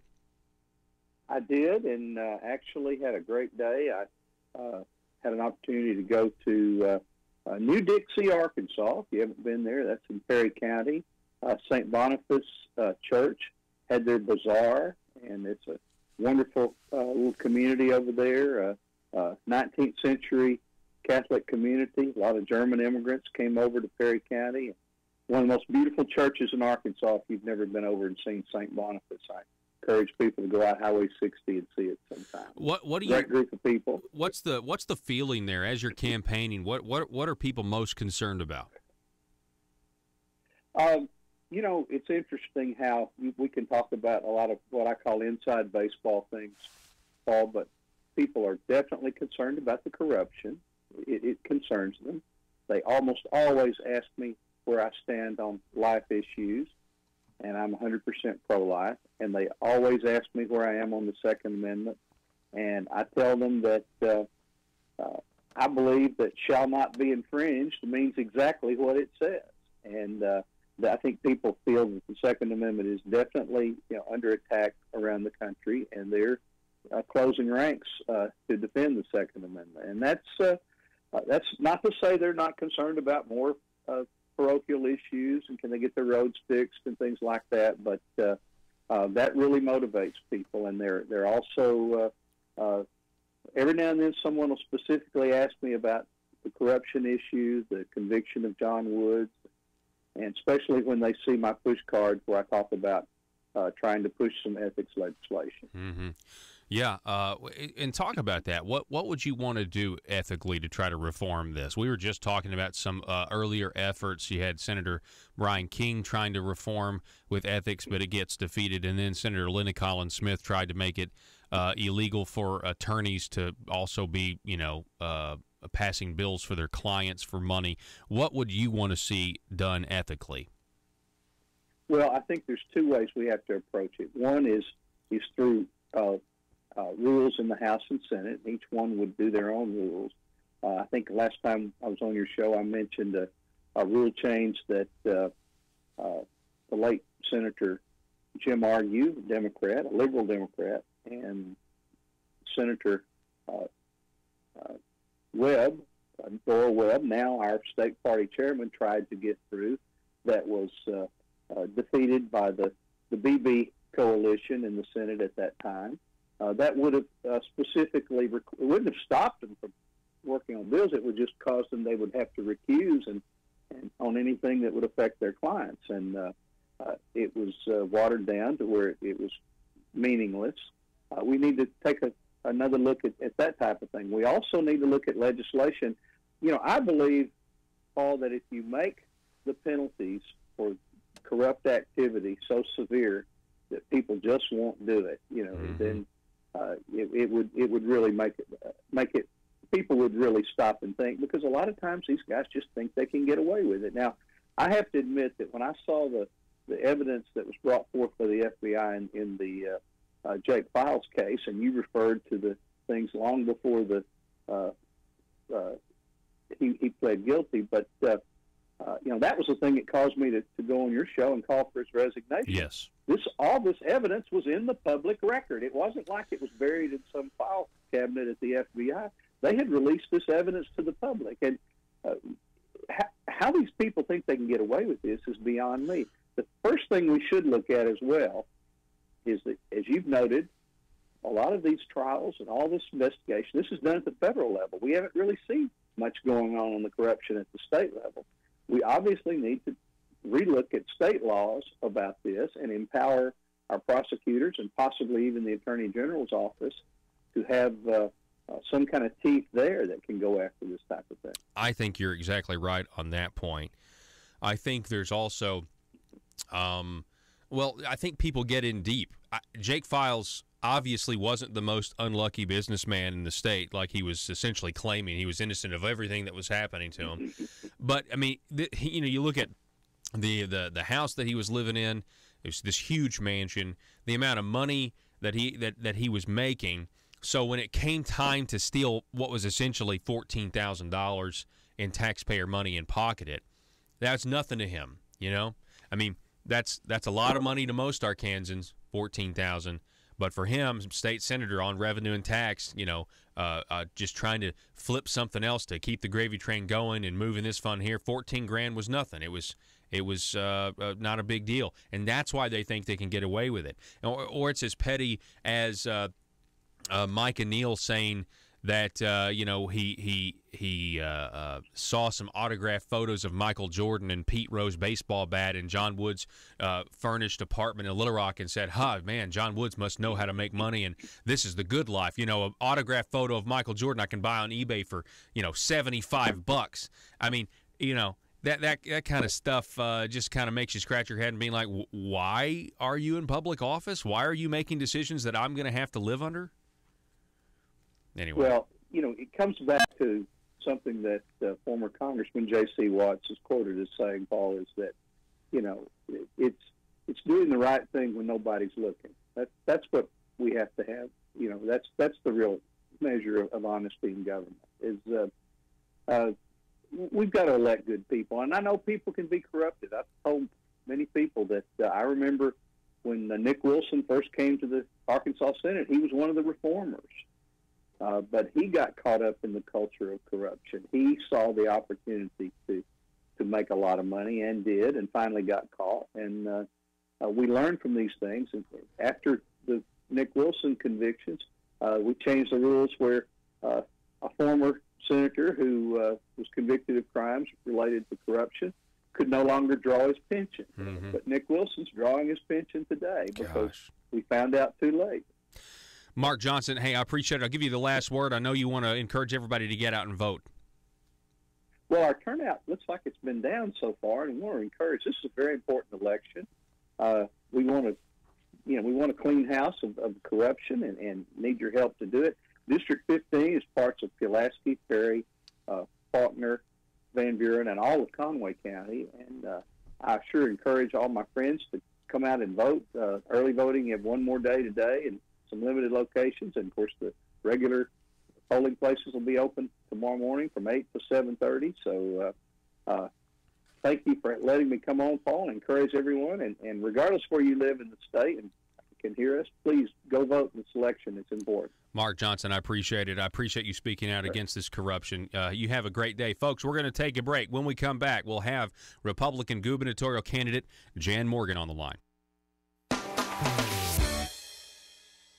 Buy, sell, and trade at Triple R Pawn in Ash Flat. Firearms, computers, sporting goods, musical instruments, tools, jewelry, and everything else you can think of. It's all at Triple R Pawn at the Light in Ash Flat. Gun enthusiasts, Log on now to rrpawn.com and browse their amazing inventory. That's rrpawn.com. You can also call them at 870-994-PAWN. That's 870-994-7296. Let the great team at R Pawn help you find what you're looking for. That's R Pawn at the light in Ash Flat, rrpawn.com, or call 870-994-PAWN.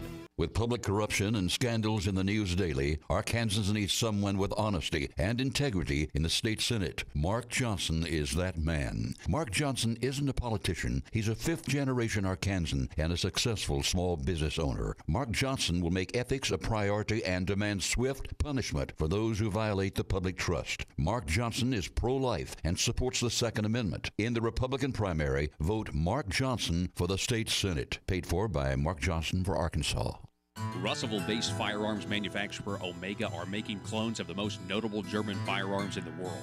These delayed rotor-lock firearms have been and are currently used by law enforcement and military worldwide. At Omega, they manufacture their guns right here in Arkansas and produce the best reproduction in the marketplace that comes with a complete 5-year warranty. At Omega, they take firearm manufacturing seriously and offer discounts to active and retired law enforcement. Whether you're using Omega firearms to defend the public, defend your family, or for target practice, Omega has your back. For pricing, go to omega-guns.com. That's omega-guns.com.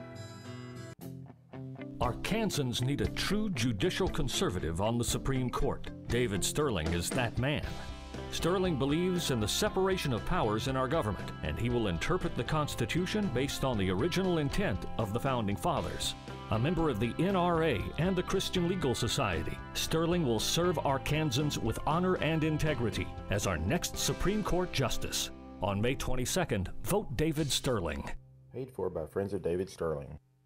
It's been said that freedom is in the DNA of every American, and I would say every Arkansan. Our nation and state are now in danger of letting our God-given freedom slip away by allowing government to be the arbiter of freedom. I agree with President Ronald Reagan, who said, and I quote, "In this present crisis, government is not the solution to our problem. Government is the problem," end quote. Government is too large, too overreaching, and too corrupt. President Reagan also said, and I quote, "The most terrifying words in the English language are, 'I'm from the government and I'm here to help,' end quote. This race is about voting for the candidate who best represents your interest, your family, and your future.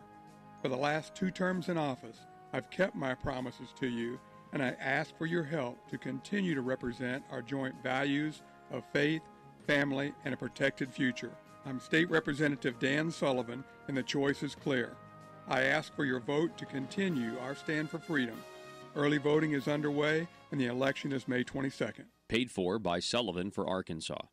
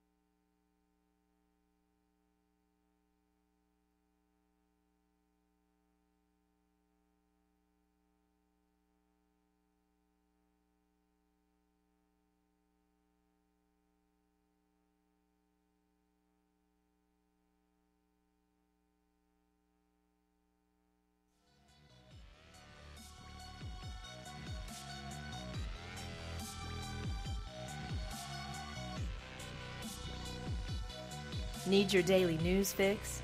Don't forget to tune in to Conduit News Radio with Paul Harrell. All right, here we go. We've got Republican gubernatorial candidate on the line. Welcome back, folks. We've got Jan Morgan. Jan, thanks so much. Good morning to you. Yes, good morning, Paul. How are you? I'm doing well. I'm telling you, there's so much energy right now coming from you, your campaign, on not just on social media, but these events that you're packing out. I mean, that's got to be encouraging to you that you are being so well received everywhere you go across the state. It is, Paul. I'm really excited. The momentum has been building, and it's to the point where, the original political pundits in Little Rock who were saying, There's no way, and they were saying this several months ago, there's absolutely no way Jan Morgan can win this thing. Now, those same talking heads are having to back up and prepare for the possibility of a victory. In fact, yesterday, the guy from Hendricks, Jay Barnes, said in the Arkansas Democrat Gazette, he made the following statement.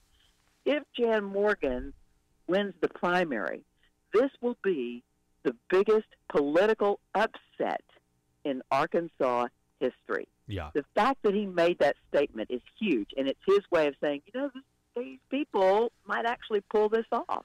Yes, it's very exciting. Yeah, it's extremely exciting. And I'll tell you this. So KATV, Channel 7, does a report on one of your visits, and they interview a woman, and she says, we had Asa here. We had heard him speak, and we put a sign in our yard for Asa for governor. Then we heard Jan speak, and we couldn't get home fast enough to take his sign out and put a Jan sign in.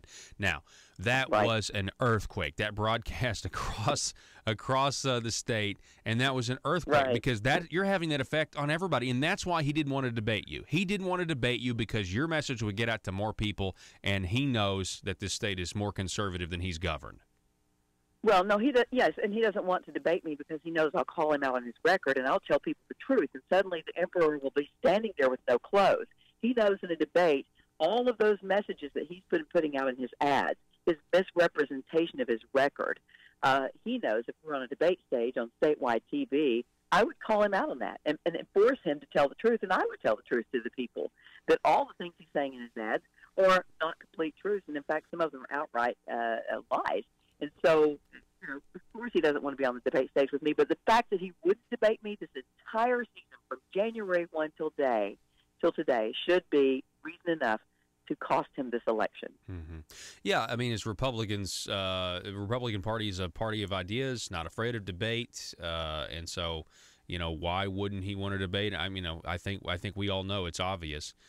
Jan, you had a post, I think, last night on Facebook. I was watching some of it, and you were talking about the stakes here. The stakes. Tell us what the stakes of this election are.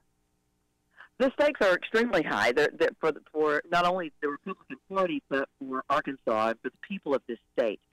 Here's what's going to happen. If Asa Hutchinson has done all the things he's done wrong that have cost the people and cost this state, his first 4 years, knowing he has to run for re-election, what do you think he's going to do the next 4 years, totally unbridled, knowing he doesn't have to run? His policies will continue to be extremely destructive for the people, for the regular folks of Arkansas. We will see more tax increases.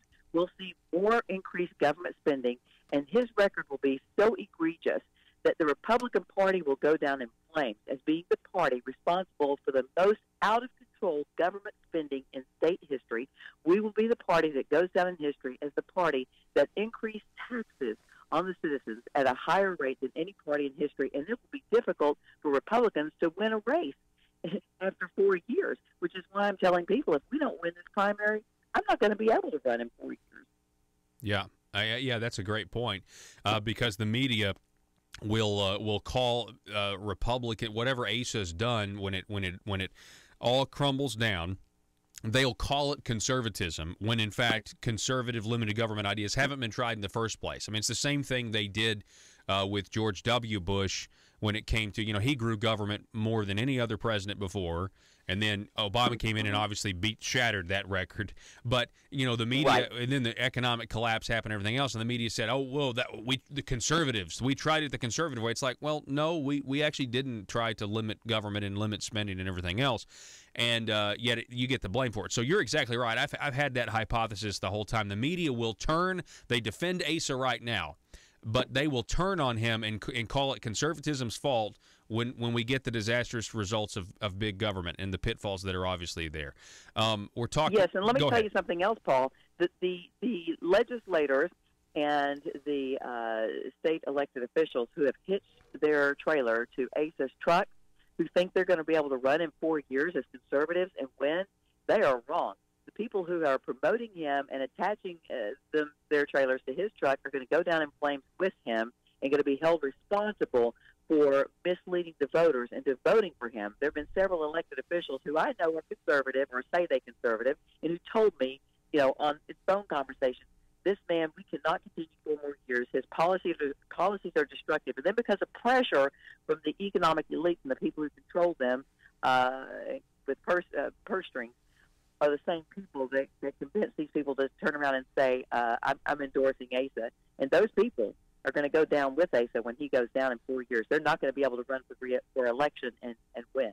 You can count on that, because I'm going to keep reminding people, for example, people like Lieutenant Governor Tim Griffin, who's decided all of a sudden, who said all along Asa's the problem, to be in phone conversations, and now he's attaching his trailer to Asa. Tim Griffin's not going to be able to win this election in 4 years. He's going to go down. If Asa wins, he's going down with him in 4 years. And let's see who's going to be able to run as a Republican 4 years from now. Yeah, you make a good point. And to verify what you're saying, you had a lot of legislators scratching their head. They followed Asa, and they followed, the family members in the Senate. They followed the agenda. They did everything they were supposed to do, and then they couldn't figure it out. Why they got such bad scores from American Conservative Union, Americans for Prosperity, Conduit for Commerce, and Family Council. And they were like, I don't understand. It must be a conspiracy against Republicans. And it's like, no, these organizations are independent of one another, and they are scoring based on what you have done, based on the policies that you have enacted, and they're scoring them negatively, and that's why you have bad scores. So you may want to think about, who you're following. And Asa's trying to be the leader of the Republican Party. And to your point, Jan, look where he's taken them. He's already taken them to the place where they get bad scores from all of these independent conservative organizations. Exactly. And it's going to get worse in the next 4 years if he wins this primary. But, Paul, I am believing that people are going to get out and vote.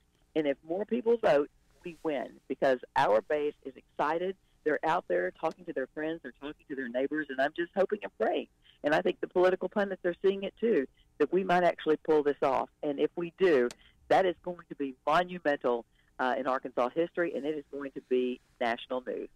It's going to be, yeah, you're right. It's going to be national news. And it was a big deal that Jay Barth did say that. And I'm telling you, the vibe that I'm getting, I talked to some reporters, and they were saying, yeah, so a lot of people we know are voting for you. And I talked to one guy, and I'm getting this more and more. People are optimistic. I talk to people, I say, who's going to win? They say, well, Jan's going to win. I'm like, well, why do you believe it? He was like, well, I voted for her. And he says, I can't find anybody that's voted for Asa. All the people that I know have said they voted for Jan. Now, that's not a scientific poll or anything, but I'm hearing that from so many people that say they voted for Jan, and everybody in their sphere of influence voted for you. And so it's extremely exciting right now. It is, Paul, and here's what's going to happen. If we do this, we the people pull this off in Arkansas, it is going to continue the tidal wave that Donald Trump started, proving that you don't have to have multi-millions to win, and proving that if you truly get people out there with grassroots campaigning, putting boots on the ground and talking to their friends and neighbors and talking about politics instead of, being quiet about it and getting involved, that the people can actually win. And when people see this around America, that the folks in Arkansas did this, I think you're going to see more of it happening around this country. And that truly will make America great again. And that's exactly right. I'm right. Proud that we could be the starter of it here in Arkansas. Mm-hmm. Yeah, and I am too. And of course, you were the national spokesperson. Let's remind everybody, you were the national spokesperson for Citizens for Trump. And so what Donald Trump, and I wasn't a supporter of his in the primary, but he was the obvious choice. And look, he has done amazing things in terms of where the direction of the country where it is, and he's clearly an outsider because he's treated that way by people from both parties. And that's the and I've been treated like an outsider from the establishment end of the Republican Party in Arkansas from day one, and the people don't even know the half of what the establishment end of this party and what county chairs have done to me. It's been brutal, but you know what? I take that as a compliment, and I think that the fact that I'm considered an outsider is an asset rather than a liability. I'm proud of that, and because the establishment end of this party is part of the problem, not the solution. And this whole show, you've been talking about corruption in Arkansas government. Let me tell you, Donald Trump on the national level has been shining a light on corruption in D.C., and we're going to do the same thing in Arkansas. And the people who are yelling the most about Jan Morgan's presence in this race are the people who are attached to that gravy train of corruption. And, yes, the cockroaches are going to scatter because we're going to shine the light on the state capitol, and it's going to be amazing. You know as well as I do, corruption costs the citizens money. Waste, fraud, and abuse in state government is costly for the taxpayers, and my specialty is exposing waste, fraud, and abuse in government as an investigative journalist. We're going to get up there and state at the state capitol and not only expose it but eliminate it, and that's going to save people money in Arkansas. Yeah, and you know what we're also going to see, Jan?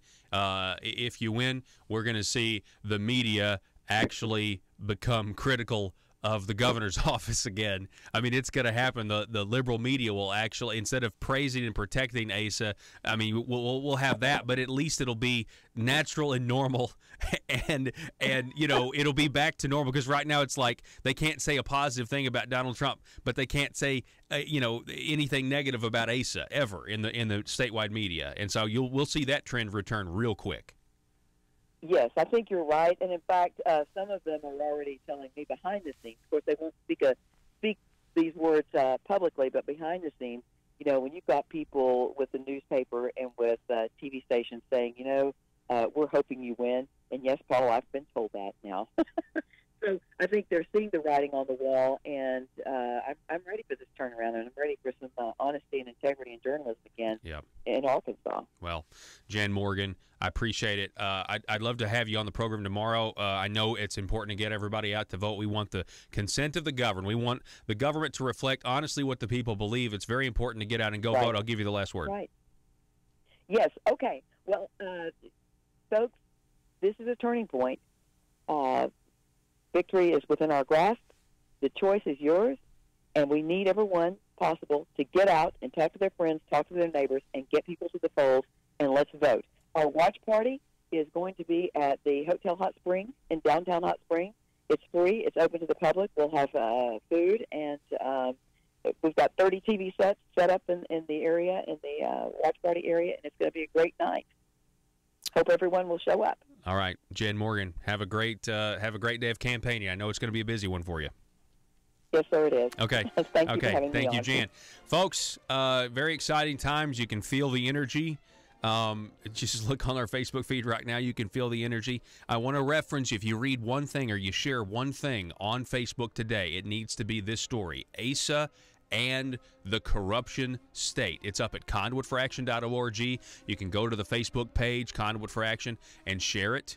But Asa and the corruption state, it's the article up right now on the front page of conduitforaction.org. It is a must-read. It puts things into perspective, and it exposes what we are trying to do. We're trying to cap corruption. We have 2 days left. You have 2 days to go and vote and cap corruption, or attempt to vote to cap corruption in this state.